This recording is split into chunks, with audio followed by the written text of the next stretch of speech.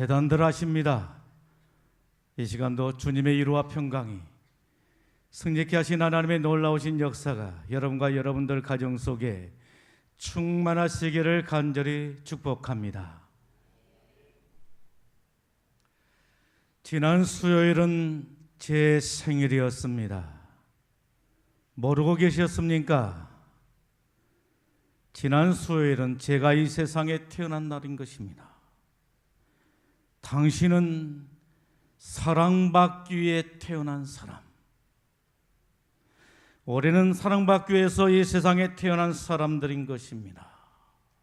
그런데 문제는 무엇입니까?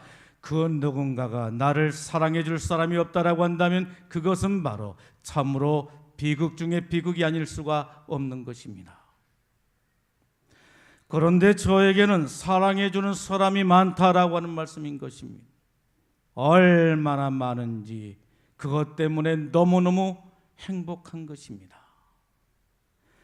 지난 주일에는 저의 생일을 축하하기 위해서 식당 관리부에서는 사랑의 만찬을 준비하게 되었는데 그날은 특별 메뉴로 돼지갈비, 미역국, 동그랑땡, 그리고 나물, 수박, 여러 가지 메뉴들이 마련되게 된 것입니다. 그런데 문제가 생겼습니다. 생일의 주인공인 제가 그 자리에 참석할 수가 없었다라고 하는 것입니다.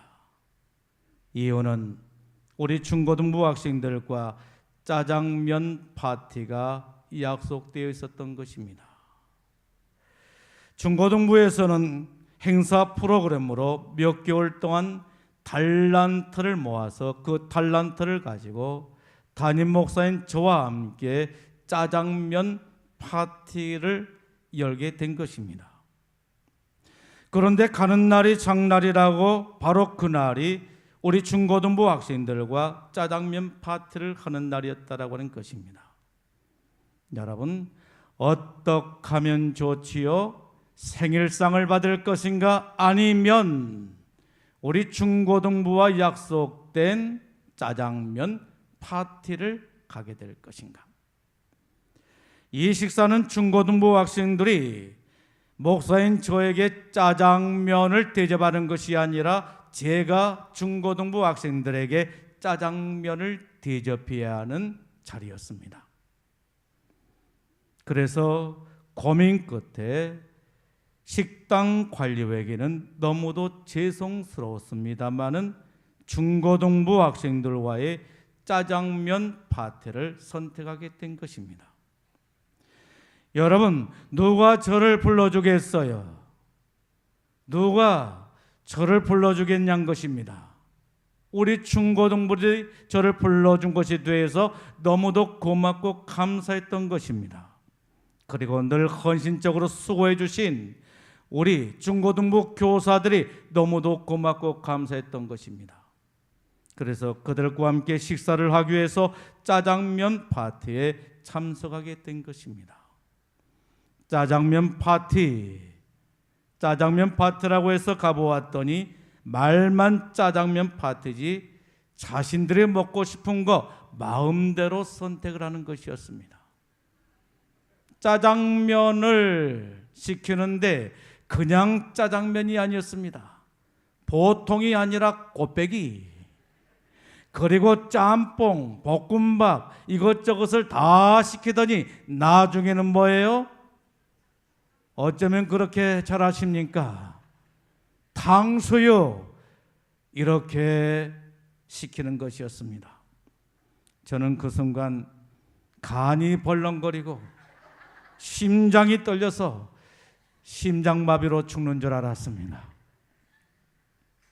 사람 중에는 세 종류의 사람이 있습니다. 여러분, 그 세 종류의 사람이 무엇이죠? 첫 번째는 이타적인 사람이라고 하는 것입니다. 이타적인 사람, 어떤 사람이죠? 남에게 주고자 하는 사람인 것입니다. 영어로는 기버라고 합니다. 두 번째는 어떤 사람이 있죠? 이기적인 사람인 것입니다. 어떤 사람을 말하는 거예요? 남에게 받고자 하는 사람인 것입니다. 영어로는 take라고 합니다.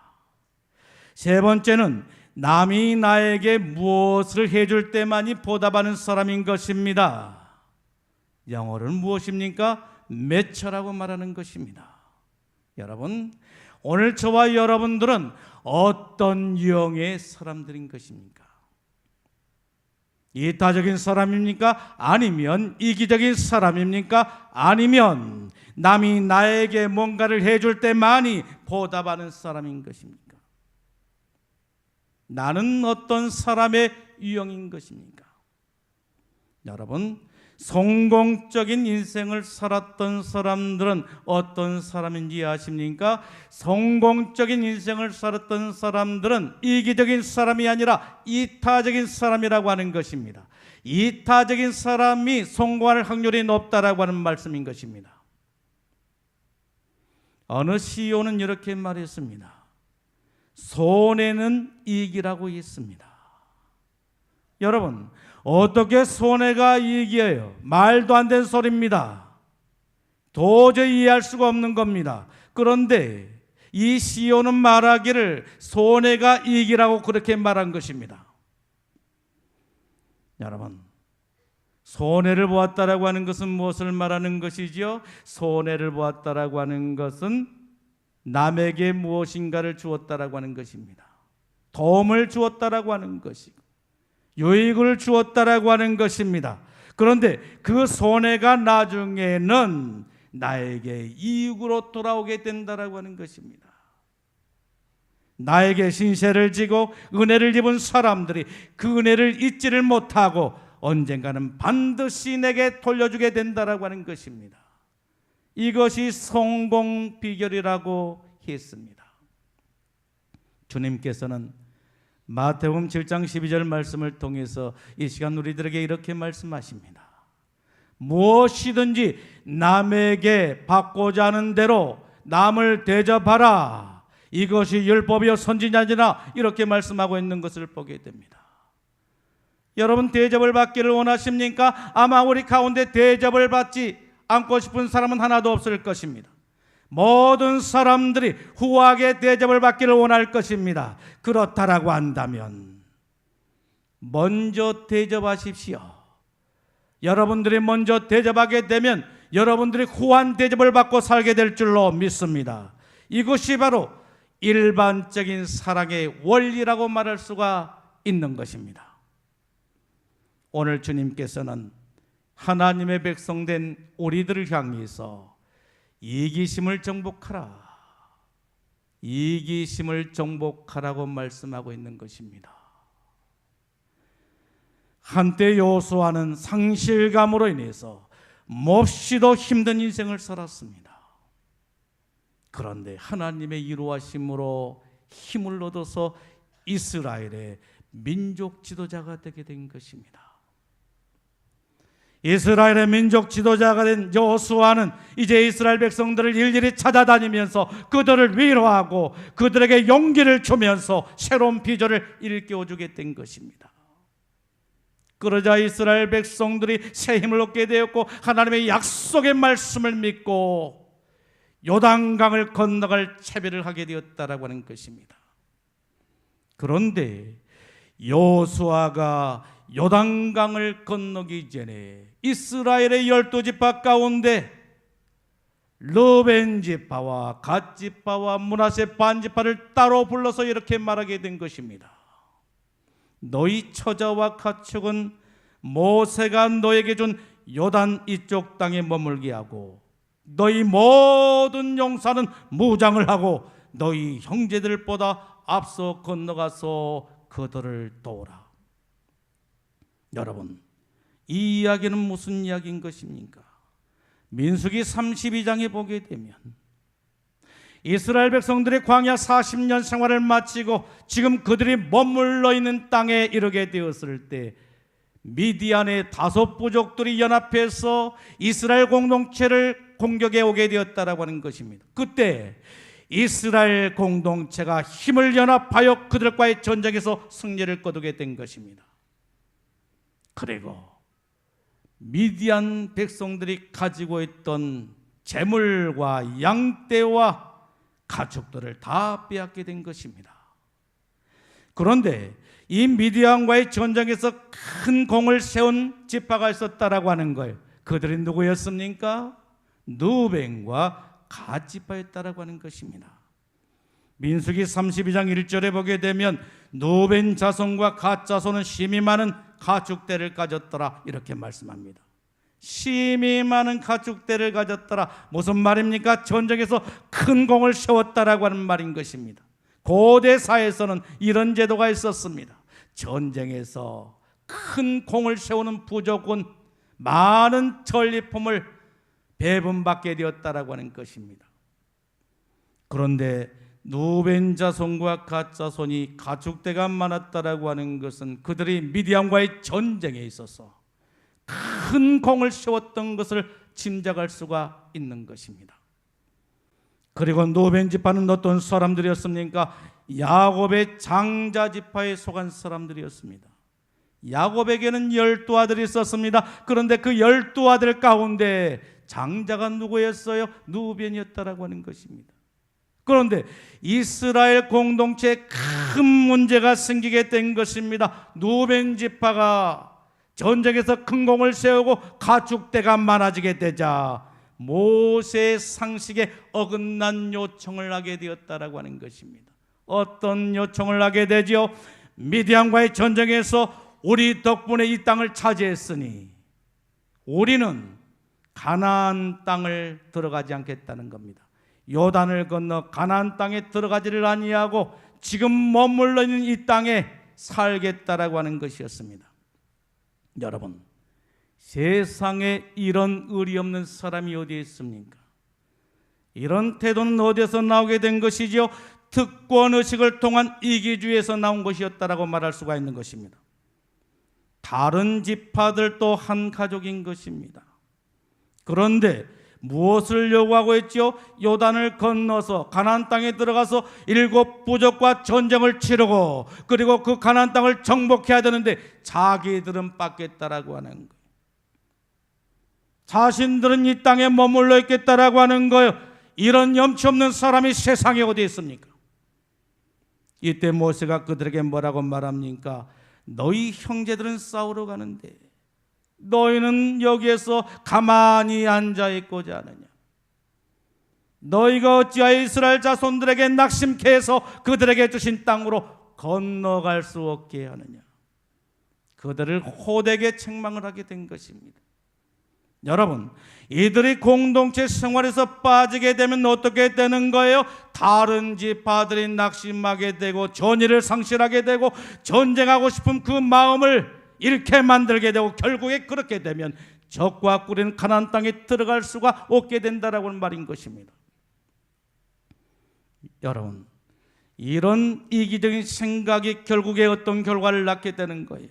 나도 죽고 공동체도 죽고 나라도 죽게 만든다라고 하는 것입니다. 그러므로 이 이기심을 정복해야 된다라고 하는 말씀인 것입니다.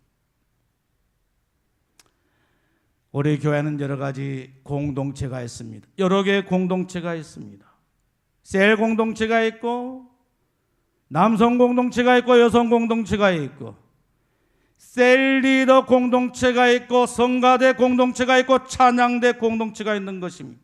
그 밖에 모든 공동체들이 있습니다. 그런데 문제는 바로 무엇입니까? 우리 교회에서는 한 주에 한 번씩 각 셀 공동체가 모여서 새벽 기도를 하게 된 것입니다. 그런데 셀 공동체 가운데 자신들에게 정해진 날에 나와서 열심히 기도회를 하는 사람들이 있는가 하게 되면 전혀 관심 없이 지나치는 사람이 있다라고 하는 말씀인 것입니다. 여러분, 이 시간이 얼마나 귀하고 소중한 시간입니까? 내가 속한 공동체를 위해서, 공동체에 속한 모든 사람들을 위해서 기도한다라고 하는 것, 내가 속한 공동체를 위해서 기도한다라고 하는 것, 이게 얼마나 귀한 시간인 것입니까? 그런데 이 모임에 한 번도 나오지 않는 사람이 나와는 무관한 일이라고 생각하면서 지나치는 사람들이 있다라고 하는 것입니다. 여러분, 이런 이기적인 생각이 결국에 어떻게 된다라고 하는 거예요. 나도 죽고 공동체도 죽고 결국에 공동체의 목표를 이룰 수가 없게 된다라고 하는 말씀인 것입니다. 이 이기심을 정복해야 된다라고 하는 거예요. 여러분, 올해는 공동체 생활에 있어서 어떤 사람들인 것입니까? 혹시 누벤 지파와 갓 지파와 같은 사람들은 아닙니까? 공동체가 하는 일에 항상 비협조적이고 자꾸만 그 공동체에서 빠지려고 하는 성향을 가진 사람들이 아닙니까? 올해는 무슨 일을 하든지 하나로 뭉쳐야 되는 것입니다. 뭉치면 살고 흩어지면 죽게 된다라고 하는 말인 것입니다. 사람은 누구나 어느 정도의 이기심을 가지고 사는 것입니다. 100% 이타적인 사람은 없다라고 하는 거예요. 예수님께서 말씀하시기를 내 이웃을 내 몸과 같이 사랑하라고 말씀하십니다. 여러분, 이웃을 사랑하는데 어떻게 사랑하라고 말씀하고 있지요? 내 몸과 같이 사랑하라고 말씀하고 있는 것을 볼 수가 있는 것입니다. 여러분, 이 말의 의미가 무엇이지요? 이기적인 만큼 이타적인 사람이 있다라고 하는 말씀인 것입니다. 여러분, 올해는 어떻게 공동체 생활을 해야 되는 것입니까? 나의 편리보다는 상대방을 배려하는 마음을 가지고 살아야 되고, 내 생각보다는 공동체의 이익을 위해서 내 생각을 내려놓을 줄 아는 이해심을 가지고 살아야 되는 것입니다. 그러기 위해서 우리는 어떻게 살아야 되지요? 나와 너라고 하는 개념을 깨뜨려버리고, 나와 너라고 하는 개념을 버리고 우리라고 하는 개념을 가지고 살아야 되는 것입니다. 우리는 주 안에서 하나인 줄로 믿습니다. 한 몸이고 한 가족이다라고 하는 말씀인 것입니다. 여러분, 우리 공동체를 위협하는 이기심을 어떻게 정복할 수가 있겠습니까? 특권의식을 내려놓아야 되는 것입니다.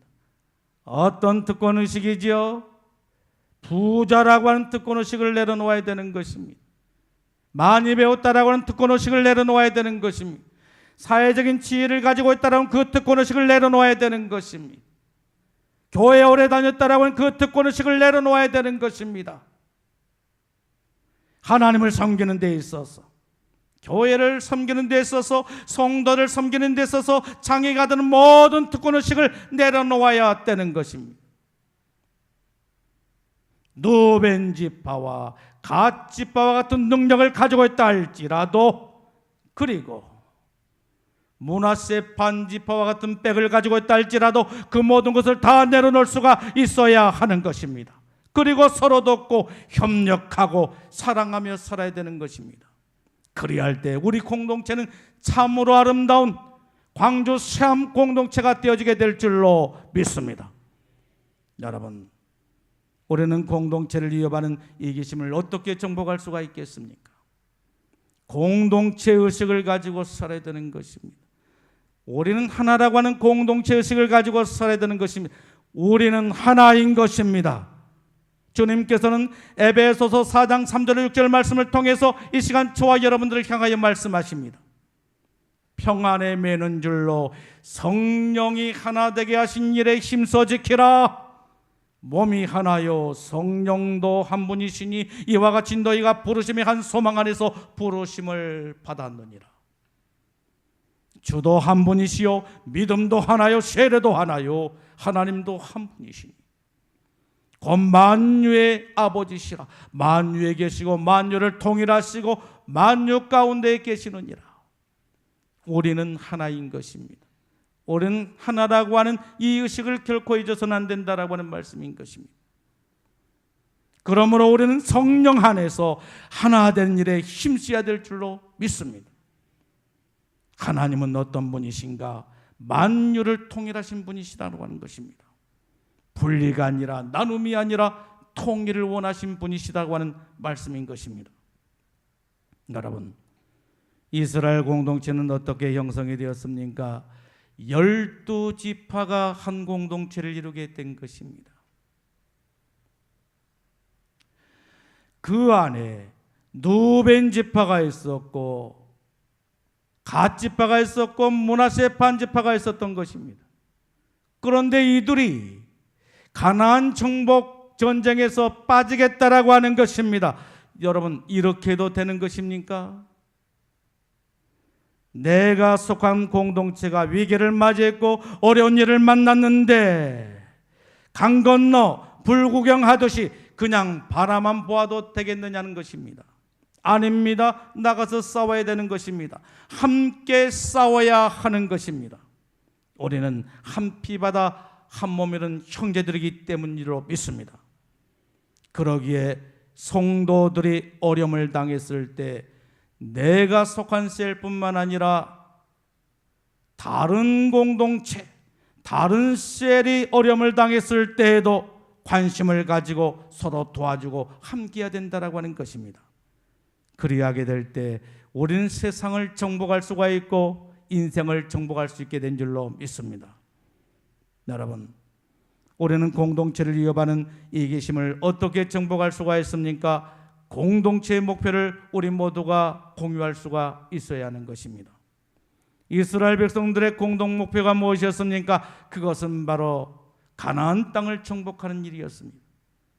그러므로 모든 지파가 다 연합해야 했다라고 하는 것입니다. 그러므로 누벤 지파와 갓 지파와 므낫세 지파도 결국에 여호수아의 설득 아래 이 가나안 전쟁에 동참하게 된 것입니다. 그리고 그들이 그 전쟁에 있어서 1등 공신이 되게 된 것입니다. 전쟁을 치르면서 적군의 칼날에 부상을 입기도 하고 심지어는 죽음을 당하기도 하는 그런 위험천만한 일이 있었습니다만 그럼에도 불구하고 그들은 개인의 안일과 유익과 평안보다는 공동 목표를 위해서 함께 달려가게 된 것입니다. 그 결과가 바로 무엇이었습니까? 그들은 적과 꾸린 가나안 땅을 정복할 수가 있었다라고 하는 것입니다. 어떤 사람은 이렇게 말합니다. 나 한 사람쯤이야 이렇게 말합니다. 나 같은 사람이 이렇게 말합니다. 나 같은 사람이 무엇을 한다고 나 한 사람쯤이야 이렇게 생각하는 사람이 있는 것입니다. 아닙니다. 나 한 사람이 얼마나 중요한지 모르는 것입니다. 작은 물방울이 모아져서 큰 물방울을 이루게 된 것입니다. 그리고 큰 물방울이 모아져서 넷을 이루게 되고 넷이 모아져서 큰 강을 이루게 되고 큰 강물이 발전소를 움직여서 큰 에너지를 만들 뿐만 아니라 불을 밝히게 된 것입니다. 이처럼 작은 물방울인 나 한 사람이 중요한 것입니다. 여러분, 물은 몇 도씨에서 끓게 된 것입니까? 100도인 것입니다. 그런데 99도에 머물러 버린다라고 한다면 그 물은 끓지가 않는 것입니다. 1%가 부족하기 때문에 결국에 물은 끓지를 않는 것입니다. 그 1%가 바로 누구인 것입니까? 올 저와 여러분들이라고 하는 것입니다. 나 한 사람이처럼 소중한 것입니다. 그러므로 공동체를 소중히 여기고 무슨 일을 하든지 공동체 목표를 이루기 위해서 우리 모두가 함께 달려가야 될 줄로 믿습니다. 사랑하는 성도 여러분, 주님께서는 이 시간 저와 여러분들을 향하여 이기심을 정복하라고 말씀하십니다. 이기심을 정복하라. 공동체를 위협하고 공동체 행복을 깨뜨리는 이기심을 정복하라고 말씀하고 있는 것입니다. 어떻게 하면 정복할 수가 있겠습니까? 특권의식을 내려놓아야 되는 것입니다. 어떻게 하면 정복할 수가 있겠습니까? 우린 하나라고 하는 공동체 의식을 가지고 살아야 되는 것입니다. 어떻게 하면 우리가 극복할 수가 있겠습니까? 이기심을 정복할 수가 있겠습니까? 그것은 바로 공동체 목표를 함께 공유한 것입니다. 이스라엘 백성들에게 있어서 공동체의 목표는 가나안 땅을 정복한 일이었습니다. 여러분, 그렇다라고 한다면 우리 광주시와 함께 공동 목표는 바로 무엇입니까? 1100 세계 비전인 것입니다. 우리 모든 성도들이 용사가 되어서 세상을 하나님의 나라로 세워가는 것입니다. 그러므로 우리 모두가 공동체 목표를 공유하고 함께 달려가는 건강한 교회가 되어야 될 줄로 믿습니다. 기도하겠습니다.